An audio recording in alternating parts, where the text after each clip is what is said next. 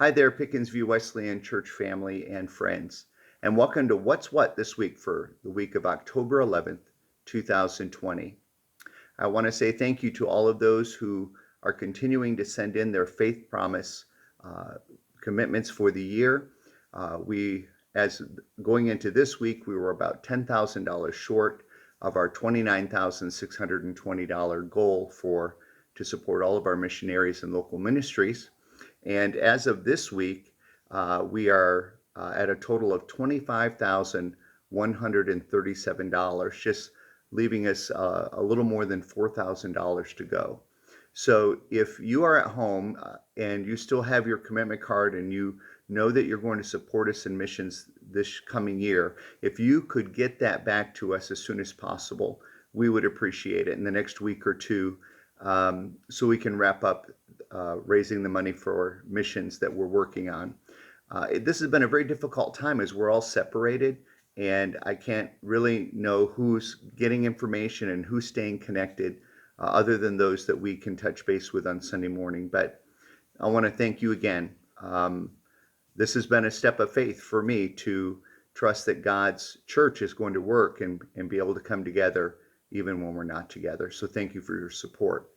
Operation Christmas Child shoeboxes are ready in the foyer, and as they say, they're flying off the shelves. Last Sunday, several folks, as they were exiting, started picking up boxes, and we have just a little over 100 boxes ready to go. And inside each box are all of the labels and all of the information that you need. They have to be returned to the church no later than November 15th.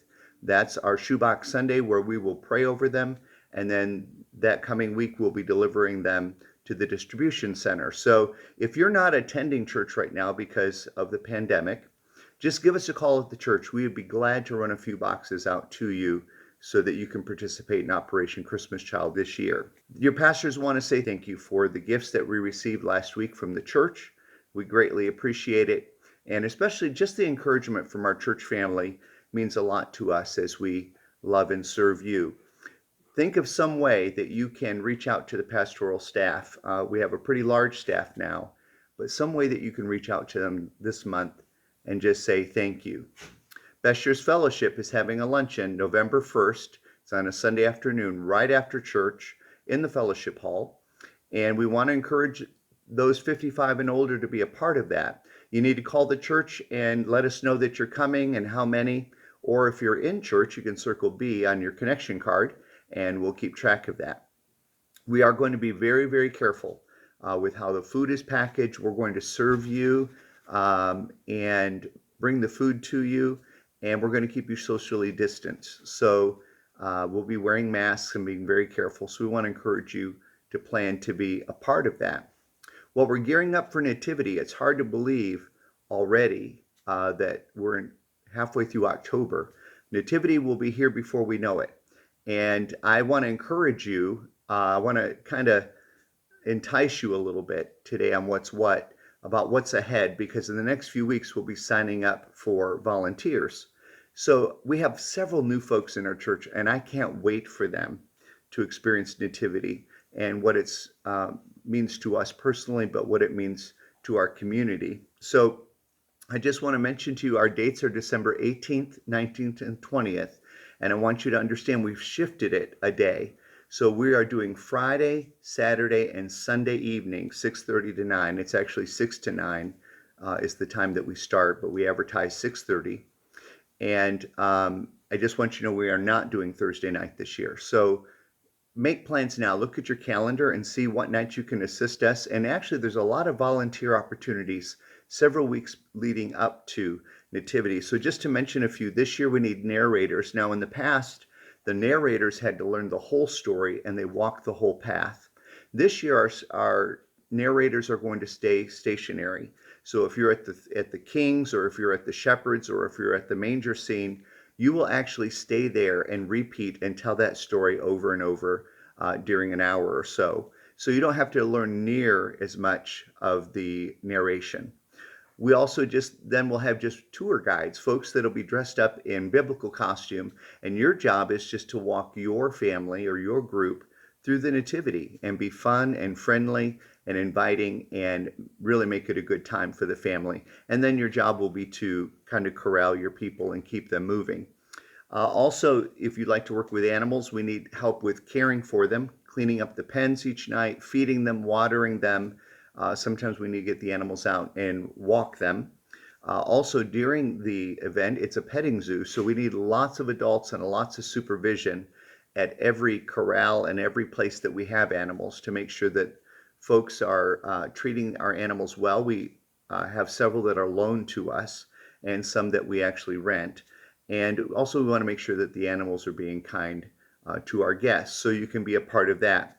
Right near the animals is a photo station, and we really need some exciting, fun, friendly folks. Last year we had a baby lamb, and they would hand the folks the lamb, and they were able to take their own pictures. So maybe that's something that you would like to jump in and be a part of. Also, we have a lot of setting up the weeks prior to running electrical cords, a lot of lighting that has to be put up, mulch spread. So if you can help in those ways, that would be great. And also, a couple weeks before, we need to start fitting everyone for costumes. So maybe you would like to help us with costuming and props. You can help with registration on the nights of the event. We need several folks for that. Perhaps you'd like to serve refreshments from the main barn, help serve cookies and hot chocolate. We need hospitality people, folks that just stand in the parking lots, people that stand around registration, the cookie barn, and out where the animals are. And we actually need some of our older folks. Now, we will try to place you somewhere where we can put a heater near you, but we have learned in the last 2 years that a lot of folks from the community will ask questions about the church and certain pastors, and they go years and years back. So we just think it would be good if some of our older folks are able, and hopefully coronavirus has settled itself by then. If you could step up and help us, it would be great. And I guarantee you, you'll enjoy your time. We need lots of people to help with parking. The whole backyard is full of cars. We need a few folks that can drive the golf cart for some folks that need some support and moving from place to place, tearing down and setting up each night because we don't leave everything out, like our tents. We do have live fires throughout the nativity for people to stay warm. We need someone who can just man the fires and keep them fueled.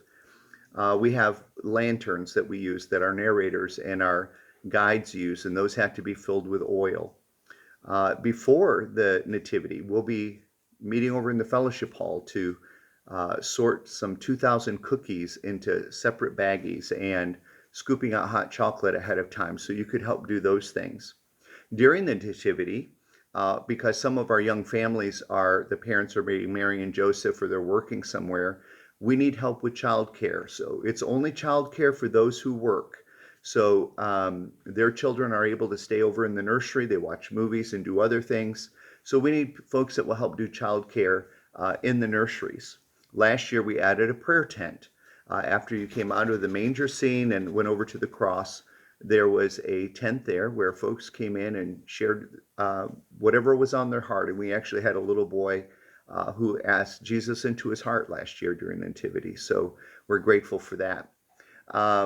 Again, if you, one of the jobs that we need help with is assisting with the angels. Michelle takes care of our whole schedule of everybody, but when we have to shift characters from scene to scene, getting the angels up and down the tree stands with all of their flowing stuff and their wings, we just need someone that can assist with that throughout the night. Michelle could use an assistant to help keep everything straight each night. I need someone that can go around town and just hang up posters for us and help us do some promotion. Right before, the week before, we'll be putting gift bags together with information. That's an inside job. You can just come sit in the office and help us put those bags together. The group organizer, that has typically been Anna's job. They sign up for the census, but as they come to the front of the line, we need an organizer who can put people into groups. And with Corona, we may only be able to put people together and be socially distant. They may only be people that are in their immediate family. But your job would be to get groups ready so that as the narrators come back, as the tour guides come back, those folks are ready to go. So that's a needed position. Obviously, we need folks to dress up as the characters. We need Mary We need Joseph. We need shepherds, which can be men or women or teenagers. We need angels. Those are typically our young adults and our teen girls up in the trees. We need wise men.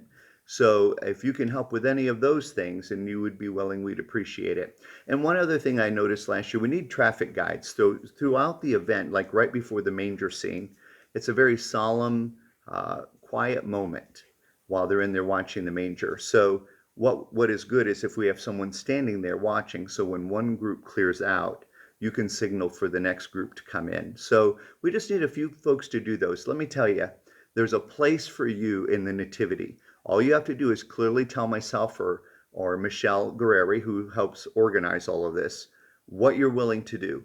And if you don't want to do a lot of talking, we'll put you in a place where you can do just that. Or if you want to greet people, we'd love for you to do that too. So be praying about nativity and be thinking about how you're going to get involved.